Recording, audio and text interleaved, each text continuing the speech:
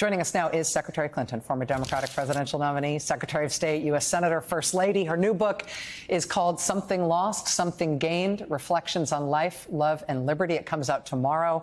I got halfway through my preview copy of the book and immediately ordered it for my mom and dad. Secretary Clinton, thank you so much for being here tonight. It's a real pleasure. Rachel, it is always good to be with you. Thank you. I am struck by the fact that as his campaign careens into very, very offensive territory, the association with Holocaust deniers and the outrages at Arlington National Cemetery, of all places, the insults to recipients of the Medal of Honor, the recent incredibly racist and dangerous lies about specific groups of immigrants, Haitians in this case, and Venezuelans in the case of Colorado.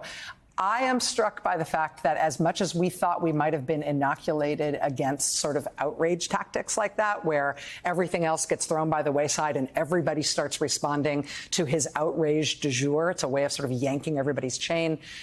I sort of feel like we haven't learned, and he's still being taught, especially by the media, that the more offensive he is, the more he can dominate the media space entirely. And I feel like you've been a good diagnoser of that, not only from when you were up against him, but from what others have done. So do you have an antidote for that, or a way that people can talk themselves out of taking that bait?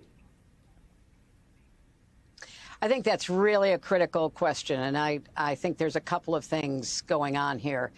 You mentioned the press, and sadly, the press is still not able to cover Trump the way that they should.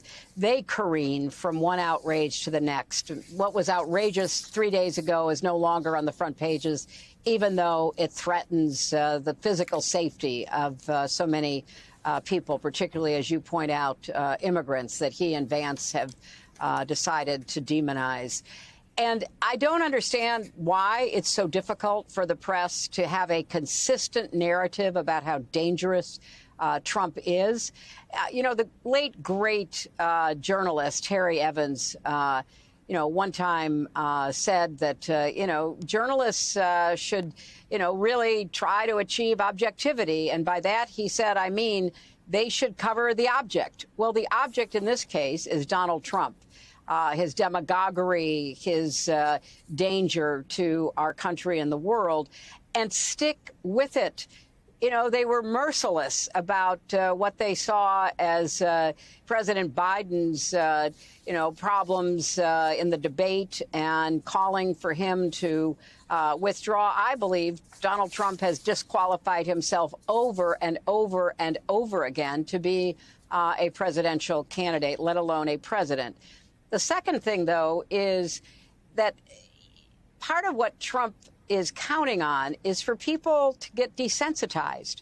I mean, oh, my gosh, did you hear what he said yesterday? Did you hear who he attacked? Did you hear the viciousness? And it just like with a shrug, OK, fine, we're moving on. Well, Americans need to understand that they have to take Trump both seriously and literally. He has said what he wants to do. He and his allies with Project 2025, his desire to be a dictator, at least on day one, all of that is in the public record. And I believe that more Americans have to be, willing to endure what, frankly, is discomforting and to some extent kind of painful. To take him at his word and to be outraged by what he represents. And then finally, the hopeful side of this is that I do think more and more Americans are, rejecting the kind of chaos that he represents. We can't go back. That's what the Harris campaign says all the time. We're not going back. We're not going back to, what he failed to do to protect American lives during COVID. We're not going back to the, romance with dictators that puts, innocent lives at risk and America's security in danger. We can't go back and give this very dangerous man another chance to do harm to our country and the world.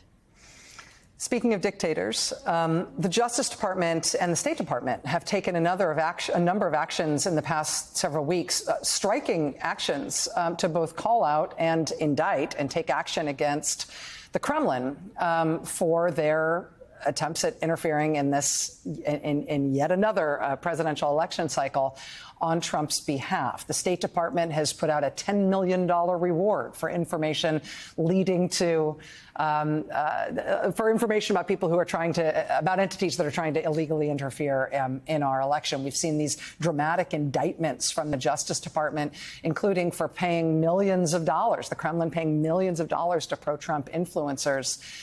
We've seen the Justice Department seize web domains where the Kremlin had set up news sites, what looked like news sites, looked like versions of American news sites, but were secretly operated by the Russian intelligence services or by the Russian government. Do you feel like the U.S. government is sort of starting to figure out how to do this and taking this seriously enough, or do you still think there's a far distance to go?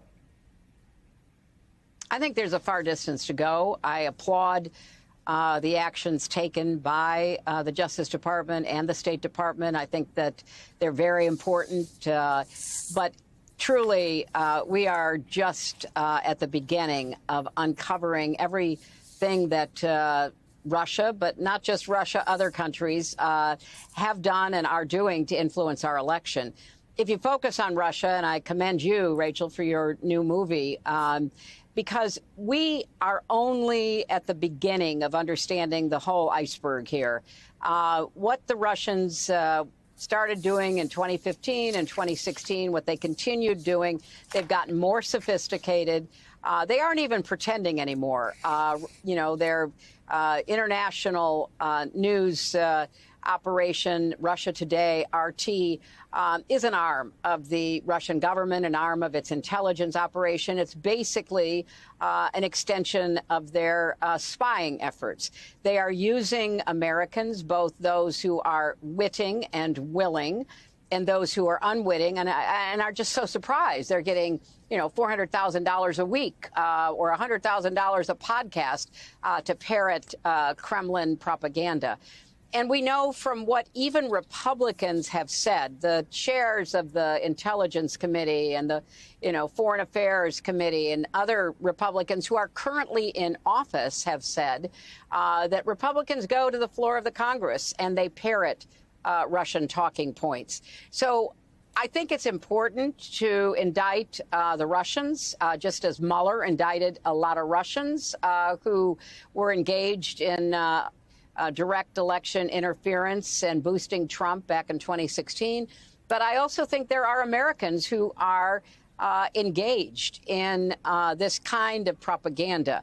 And whether they should be civilly or even in some cases criminally charged is something that would be a better deterrence, because the Russians are unlikely, except in a very few cases, to ever stand trial in the United States. They're not going to be going to a country where they can be extradited or even returning to the United States unless they are very foolish. So I think we need to uncover all of the connections and make it very clear that you could vote however you want.